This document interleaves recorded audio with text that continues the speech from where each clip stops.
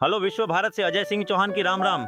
हम आज सारे विश्व को युद्ध भूमि में उलझा देख रहे हैं। आज दुनिया में कई तरह के नए नए विचार और उपयोगिताएं आविष्कृत हो रही है, पर दुनिया में जटिलताओं का कम होना सुनिश्चित नहीं हो रहा है। दुनिया आज राष्ट्रवाद की ओर बढ़ रही है। हमारा मानना है कि यह राष्ट्रवाद अंततः मैं और मेरा को ही विकसित करता है और यह स्पष्ट करता है कि मैं हूं तो मैं प्रथम हूं, और यही से हर अच्छा विचार वितंडा बन जाता है।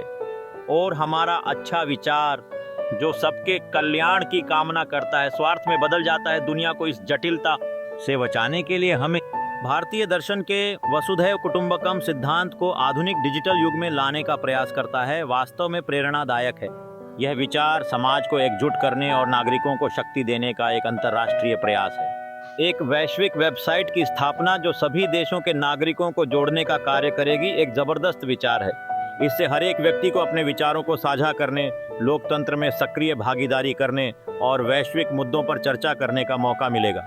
इस वेबसाइट का मूल सिद्धांत सभी के लिए स्वतंत्रता और सहयोग होगा, जो प्रत्येक नागरिक को उनकी व्यक्तिगत परिधि में स्वतंत्रता प्रदान करेगा।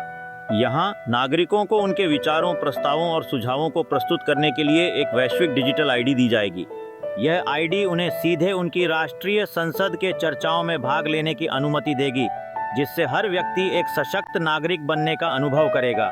इस प्लेटफॉर्म की विशेषताओं में एक AI मॉडरेटेड डिबेट फोरम शामिल होगा, जहां भाषा की कोई बाधा नहीं होगी और सभी देश के नागरिक अपनी मां टंग में अपनी बात रख सकेंगे। साथ ही एक वैश्विक नागरिक परिषद GCC की स्थापना की जाएगी, जो वैश्विक मुद्दों पर सहमति बनाने का कार्य करेगी। यह मंच नागरिकों के विचारों को सुनने और उन पर विचार करने का अवसर प्रदान करेगा, जिससे लोगों की आवाजें अपार संख्या में सुनाई देंगी। हम इस विचार के क्रियान्वयन के लिए चरणबद्ध योजना का पालन करेंगे। पहले चरण में हमें डिजिटल समाधान के विकास के लिए एक ठोस आधारभूत ढांचा तैयार करना होगा, जिसमें अंतर्राष्ट्रीय सहयोग से वेबसाइट का निर्माण किया जाएगा। दूसरे चरण में हमने वैश्विक नागरिक परिषद की स्थापना और संयुक्त राष्ट्र महासभा में डिजिटल संविधान का मसौदा प्रस्तुत करने का लक्ष्य रखा है। अंत में हम 2030 तक इस पहल को पूरी तरह लागू करने की योजना बना रहे हैं। इस तरह की वेबसाइट न केवल एक साझा भाग्य समुदाय बनाएगी, बल्कि यह नागरिकों को एक साथ लाने का एक महत्वपूर्ण जरिया बनेगी। इस प्लेटफॉर्म के माध्यम से हम सभी को एक परिवार की तरह जोड़कर एक दूसरे की मदद करने और वैश्विक समस्याओं का सामना करने में सहयोग देने की दिशा में अग्रसर हो सकते हैं। यह एक नई डिजिटल दुनिया की शुरुआत है, जहां हर व्यक्ति की आवाज को महत्व दिया जाएगा और इस विशाल दुनिया को वसुधैव कुटुंब की भावना से भरकर हम इसे एक छोटा सा गांव और परिवार बना सकेंगे।